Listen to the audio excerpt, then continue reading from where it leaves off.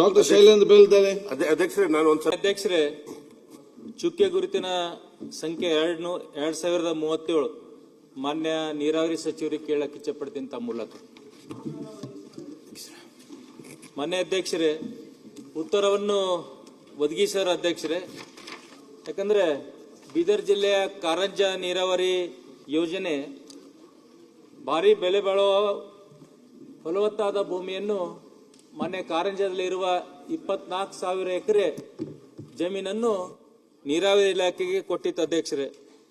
ಸುಮಾರು ಒಂದು 28 ಗ್ರಾಮಗಳು ಮುಳುಗಡೆಯಾಗಿ ಅಧ್ಯಕ್ಷರೇ. ಅದರಲ್ಲಿ ಸಂಪೂರ್ಣವಾಗಿ 9 ಗ್ರಾಮಗಳು ಜಲಾವೃತಿ ಆಗಿ ಅಧ್ಯಕ್ಷರೇ. ಒಂದು 60,000 ಜನರು ಎಫೆಕ್ಟೆಡ್ ಆಗಿರೋ ಅಧ್ಯಕ್ಷರೇ. ಸುಮಾರು ಏನಿದು ಕಾರಂಜಿ ಯೋಜನೆಗೆ ಜಮೀನನ್ನು ತಗೊಂಡಿದ್ರು ಸರ್ಕಾರ 1972-73 ಸುಮಾರು ಆ ನೀರಿನಿಂದ ಭಾಲ್ಕಿ, ಹುಮ್ನಾಬಾದ್, ಔರಾದ್, ಬೀದರ್ ಈ 4 ತಾಲೂಕುಗಳು ನೀರು ಪೂರೈಕೆ ಆಗ್ತದೆ ಅಧ್ಯಕ್ಷರೇ. ಮತ್ತೆ ನಮ್ಮ RDPRಲಿಂದ ಕೂಡ multi village scheme 3 multi village scheme ಇದೇ ನೀರಿನಿಂದ ನೀರು ಕುಡಿತಾ ಇದಾರೆ ಅಧ್ಯಕ್ಷರೇ.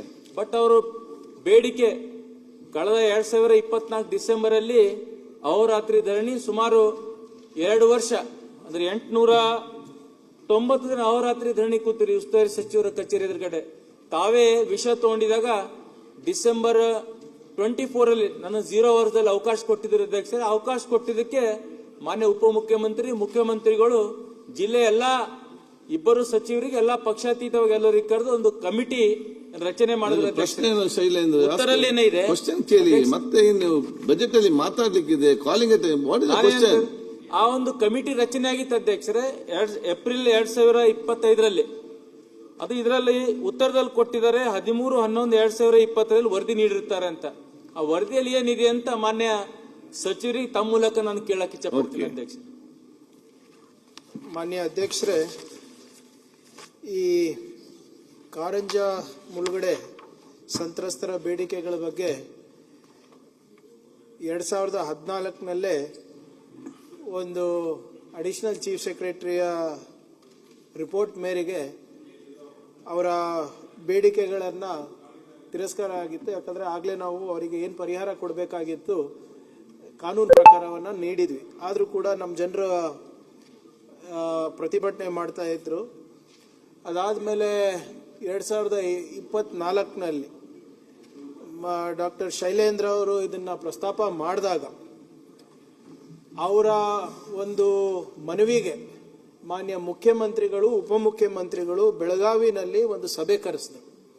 ಎಲ್ಲರಿಗೂ ಕರೆಸಿ ಏನು ಮಾಡ್ಬೋದು ಅಂತ ಅವ್ರ ಹತ್ರ ಸಲಹೆ ಮಾಡಿದ ಮೇಲೆ ಕಲಬುರಗಿ ವಲಯದ ಪ್ರಾದೇಶ ಆಯುಕ್ತರ ನೇತೃತ್ವದಲ್ಲಿ ಒಂದು ಕಮಿಟಿ 7/4/2025 ಮಾಡಿದರು.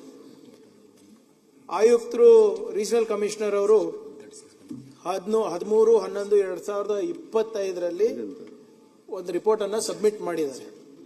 ಅದು ಕಾನೂನು ಇಲಾಖೆ, ಕಂದಾಯ ಇಲಾಖೆ ಹಾಗೂ ನಮ್ಮ ಆರ್ಥಿಕ ಇಲಾಖೆಗೆ ಅವರ ಅಭಿಪ್ರಾಯಕ್ಕೆ ಹೋಗಿದೆ. ಅವರ ಅಭಿಪ್ರಾಯಗಳೆಲ್ಲ ಬಂದ ನಂತರ ಮಾನ್ಯ ಮುಖ್ಯಮಂತ್ರಿಗಳು, ಉಪಮುಖ್ಯಮಂತ್ರಿಗಳು ಇದ್ರ ಬಗ್ಗೆ ನಿರ್ಧಾರ ತಗೋತಾರೆ. ಯಾಕಂದ್ರೆ RC ಕಮಿಟಿ ರಿಪೋರ್ಟ್ ಒಂದೇ ಅಷ್ಟೇ ಅಲ್ಲ ಅಧ್ಯಕ್ಷರೇ, ಅವರು ರಿಪೋರ್ಟನ್ನು ACS ರಿಪೋರ್ಟಿಗೆ ಹೋಲಿಕೆ ಮಾಡಬೇಕಾಗ್ತದೆ. ಅದಾದಮೇಲೆ ಕಾನೂನು ಇಲಾಖೆಯಿಂದ ಮತ್ತು ಕಂದಾಯ ಇಲಾಖೆಯಿಂದ ಏನು ಬರುತ್ತೆ ಅದನ್ನ ನೋಡ್ಕೊಂಡು ಆರ್ಥಿಕ ಇಲಾಖೆಗೆ ಸಬ್ಮಿಟ್ ಮಾಡಿಬಿಟ್ಟು ಆಮೇಲೆ ಉಪಮುಖ್ಯಮಂತ್ರಿಗಳು ಮಾನ್ಯ ಶಾಸಕರಿಗೆ ಮತ್ತೊಂದು ಸಭೆ ಕರೆದಿ ಅದು ಏನು ತೀರ್ಮಾನ ಸರ್ಕಾರದಿದೆ ಅಂತ ತಿಳಿಸ್ತಾರೆ ಅಧ್ಯಕ್ಷರೇ.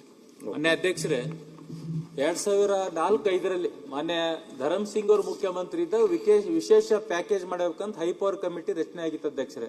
60 ಕೋಟಿ ಪ್ಯಾಕೇಜ್ ಕೊಡ್ತೀನಿ ಅಂತ ಮಾಡಿದ್ರು. ಆಮೇಲೆ ಅಧಿಕಾರಿಗಳು, ಆ ಸಮಯದಲ್ಲಿ ಇದ್ದಂತ ಅಧಿಕಾರಿಗಳು ಸ್ವಲ್ಪ ಮಿಸ್ಗೈಡ್ ಮಾಡಿದ್ರು. ಬೇರೆ ಕಡೆ ಕೊಟ್ಟರು ಎಲ್ಲ ಕಡೆ ಕೊಡ್ಬೇಕತ್ತದೆ, ಹಂಗ ಹಿಂಗ ಅಂತ ಕೆಲವು ಮಾತಾಡಿದ್ರು. ಅದಾದ್ಮೇಲೆ ಮತ್ತೆ ಸರ್ಕಾರಗಳು ಚೇಂಜಸ್ ಅದು ಕಂಟಿನ್ಯೂ ಆಗುವಂತೂ ಈ ಒಂದು ಹಂತಕ್ಕೆ ಬಂದೇ ಅಧ್ಯಕ್ಷರೇ. ಪಾಪ ಅವರು ಎಲ್ಲ ಆಂಧ್ರ, ಮಹಾರಾಷ್ಟ್ರ, ತೆಲಂಗಾಣ ಈ ಕಡೆ ಎಲ್ಲ ಗುಳೆ ಹೋಗಿರೋ ಅಧ್ಯಕ್ಷರೇ. ಸುಮಾರು ಒಂದು 50-60 ಸಾವಿರ ಜನ ಎಫೆಕ್ಟೆಡ್ ಇದ್ದಾರೆ ಅಧ್ಯಕ್ಷರೇ. ಎಲ್ಲಾ ಕಡು ಬಡು ಎಲ್ಲಾ ಸಮಾಜದವರು ಇದ್ದಾರೆ ಅಧ್ಯಕ್ಷರೇ. ನನಗೇನಂದ್ರೆ ವಿಶೇಷ ಪ್ಯಾಕೇಜ್ ಸ್ವಲ್ಪ ಕೋರ್ಟ್ ಹೋಗಿದ್ದಾರೆ 1990 ಒಂದೇ ನಿಮಿಷದಲ್ಲಿ ಮುಗಿಸ್ತಾರೆ ಅಧ್ಯಕ್ಷರೇ. 40 ರೈತರದ ಅಧ್ಯಕ್ಷರೇ, ದಯ 1 ನಿಮಿಷದಲ್ಲಿ ಕೂಡ ನಾನು ಮುಗಿಸ್ತೀನಿ. 1990 ಎಲ್ಲರೂ ಕೋರ್ಟಿಗೆ ಹೋಗಿರೋ ಕೆಲವರು ಅದನ್ನ ಮೊನ್ನೆ 2015ರಲ್ಲಿ ಆರ್ಡರ್ ಆಯ್ತು. ಕೆಲವರಿಗೆ 28,000 ರೂಪಾಯಿ ಪರ್ ಎಕರೆ ಆಯ್ತು. ಅದು ವಿತ್ ಇಂಟ್ರೆಸ್ಟ್ ಕೊಟ್ರೆ 15 ಲಕ್ಷ ಪರ್ ಎಕರೆ ಕೊಟ್ಟಿದ್ದಾರೆ. ಬಾಪೂರು, ನಿಡವಂಚ, ಬಂಬುಳ್ಗಿ, ರೇಕುಳ್ಗಿ, ಖೇಣಿ, ರಂಜೋಳ. ನಾನು ಅದೇ ಅಂತ ಇದ್ದೀನಿ, 15 ಲಕ್ಷ. ನಾನು ಕನ್ಕ್ಲೂಡ್ ಭಾಷಣ ಮಾಡೋದು ಅಂದ್ರೆ ಪ್ರತಿ ಒಂದು ಕುಟುಂಬಕ್ಕೆ 50 ಲಕ್ಷ ಕೊಟ್ಟು ಆಸ್ ಪರ್ ಕ್ಯಾಲ್ಕುಲೇಷನ್ ನೀರಾವರಿ ಇಲಾಖೆ 2800 ಇದೆ DC ವರದಿ ಪ್ರಕಾರ, ಜಿಲ್ಲಾಧಿಕಾರಿ ವರದಿ ಪ್ರಕಾರ. ನಾನಂತ ಇದೀನಿ, ಇಷ್ಟೊಂದು 5 ಗ್ಯಾರಂಟಿ ಕೊಟ್ಟಿದ್ರಿ, 56,000 ಕೋಟಿ ಖರ್ಚು ಮಾಡ್ತಾ ಇದೀರಿ. ಇದನ್ನು ರೈತರೇ ಇದಾರೆ, ಎಲ್ಲಾ ಸಮಾಜದವರು ಇದಾರೆ. ನಾನು ಮನವಿ ಮಾಡ್ತೀನಿ, ಕೈ ಜೋಡಿಸ್ತಾ ಮಗ. 40 ವರ್ಷದ ರೈತರು ಬೀದಿಗಿದ್ದಾರೆ ಅಧ್ಯಕ್ಷರೇ. 1,000 ಕೋಟಿ ಕೊಟ್ಟು ಒಂದು ವಿಶೇಷ ಪ್ಯಾಕೇಜ್ ಕೊಟ್ಟು ಮಾನವೀಯತೆ ದೃಷ್ಟಿಯಿಂದ, ಇದು ಕಾನೂನದಲ್ಲಿ ಬರ್ತದೋ ಬಿಡುತ್ತದೋ ಅದು ನಿಮಗ್ ಗೊತ್ತು, ಸರ್ಕಾರ ಗೊತ್ತು. ಮಾನವೀಯತೆ ದೃಷ್ಟಿಯಿಂದ 1,000 ಕೋಟಿ ಅನುದಾನ ಕೊಟ್ಟು ಆ ಎಲ್ಲಾ ಹೋರಾಟಗಾರರಿಗೆ ಒಂದು ಶಾಂತಿ ಮಾಡಬೇಕು, ಅವ್ರ ಕುಟುಂಬ ನಗು ಪ್ರಯತ್ನ ಈ ಸರ್ಕಾರ ಮಾಡಬೇಕಂತ ನಾನು ಸ್ಪೀಕರ್ ಅವರಿಗೆ, ನಾನು ಮಂತ್ರಿಯವರಿಗೆ ಕೇಳಕ್ಕಿಚ್ಚ. ಅವರು ನಮ್ಮ ಜಿಲ್ಲೆಯವರು, ಇಲ್ಲಿ ನೀರು ಅವ್ರ ಬಾಲ್ಕಿ ತಾಲೂಕು, ಅವರು ಅಲ್ಲೇ ಹುಟ್ಟಿದವರು, ಅವರು ಕೂಡ ಇಲ್ಲಿಂದ ನೀರು ಕುಡಿತಾ ಇದ್ದಾರೆ. ದಯವಿಟ್ಟು ಇದಕ್ಕೇನಾದ್ರೂ ಒಂದು. ಮಾನ್ಯ ಅಧ್ಯಕ್ಷರೇ, ಅವರ ಭಾವನೆಗಳು ಅರ್ಥ ಆಗುತ್ತೆ ಅಧ್ಯಕ್ಷರೇ. ಎಲ್ಲರ ಕ್ಷೇತ್ರದಲ್ಲೂ ಈ ಸಮಸ್ಯೆ ಇದ್ದೇ ಇದೆ, ನನ್ನ ಕ್ಷೇತ್ರದಲ್ಲೂ ಇದೆ. ಸಣ್ಣ ನೀರಾವರಿದಿರ್ಬೋದು, ನಮ್ಮ ಯಾವ್ದು ಕಲಬುರಗಿ ಸಿಮೆಂಟ್ ಕಾರ್ಖಾನೆ ಅವರ ಭೂಸ್ವಾಧೀನದಿರ್ಬೋದು, ಅಫಜಲ್ಪುರ್ನಲ್ಲಿ, ಎಲ್ಲರದ್ರಲ್ಲೂ ಇದೆ ಅಧ್ಯಕ್ಷರೇ. ಆದ್ರೆ ನಾವು ಏನೇ ಮಾಡಿದ್ರು ಕೂಡ ನಾವು ಕಾನೂನಿನ ಚೌಕಟ್ಟಿನಲ್ಲೇ ಮಾಡಬೇಕಾಗ್ತದೆ. ಅಂಥದ್ದು ಪರಿ ಏನಾದರೂ ಅನ್ಯಾಯ ಆಗಿದ್ದೆ ಏನು ಕಾನೂನು ಹೋರಾಟನೇ ಮೊರೆ ಹೋಗ್ಬೇಕಾಗ್ತದೆ. ಆದರೂ ಕೂಡ ನೀವು ಹೇಳಿದಿರ ಅಂದ್ಬಿಟ್ಟು ಮುಖ್ಯಮಂತ್ರಿಗಳು, ಉಪಮುಖ್ಯಮಂತ್ರಿಗಳು ಸಭೆ ನಡೆಸಿದ್ದಾರೆ, ಒಂದು ಕಮಿಟಿಯನ್ನ ರಚನೆ ಮಾಡಿದ್ದಾರೆ. ಆ ಕಮಿಟಿ ವರದಿಯನ್ನ ಸಂಬಂಧಪಟ್ಟಂತ ಇಲಾಖೆದವ್ರಿಗೆ ಕಳಿಸಿದ್ದಾರೆ. ಏನ್ ಮಾಡಿದ್ರು ನಾವು ಅದೇ ಚೌಕಟ್ಟಿನಲ್ಲಿ ಮಾಡಬೇಕಾಗ್ತದೆ ಅಧ್ಯಕ್ಷರೇ. ನಾವು ಇಮೋಷನಲಿ ನಾವು ಏನೇ ಸ್ಟೇಟ್ಮೆಂಟ್ ಕೊಡ್ಲಿಕ್ಕೆ ಆಗೋದಿಲ್ಲ. ಮಾನ್ಯ ಶಾಸಕರ ಹತ್ರ ನನ್ನ ಮನವಿ ಇಷ್ಟೇ, ಇಷ್ಟೊಂದು ತಾಳ್ಮೆಯಿಂದ ಇದ್ದೀರಾ, ರಿಪೋರ್ಟ್ ಬರಲಿ, ಎಲ್ಲ ಇಲಾಖೆಯವರು ಕೊಡ್ಲಿ, ಏನಿರ್ತದೆ ಕಾನೂನಾತ್ಮಕವಾಗಿ ನಮ್ಮ ಕಡೆಯಿಂದ ಆಗ್ತದೆ. ನಾವು ರೈತರ ಪರವಾಗೇ ಇರೋದು. ಈಗ ಮೊನ್ನೆ UKP-ನಲ್ಲಿ ಕಾನೂನಾತ್ಮಕವಾಗಿ ಕೊಡಬಹುದಾಗಿತ್ತು, ನಾವು ಕೊಟ್ಟಿದ್ದೀವಿ. 40 ಲಕ್ಷ ಹಲವಾರು ಕಡೆನೂ ಮಾಡ್ತಾ ಇದೀವಿ, ಇಲ್ಲ ಅಂತಿಲ್ಲ. But I cannot cross the boundaries, the framework of law. So ಅದನ್ನ ದಯವಿಟ್ಟು ಅದೇನ್ ಬರುತ್ತೆ ನೋಡ್ಕೊಂಡು ಮಾನ್ಯ ಶಾಸಕರು ತಿಳಿಸ್ತೀವಿ. ಸತೀಶ್ ರೆಡ್ಡಿ, ವಿಶೇಷ ಪ್ಯಾಕೇಜ್ ರವಿಶಂಕರ್ ರೆಡ್ಡಿ, ಸರ್ಕಾರ ರವಿಶಂಕರ್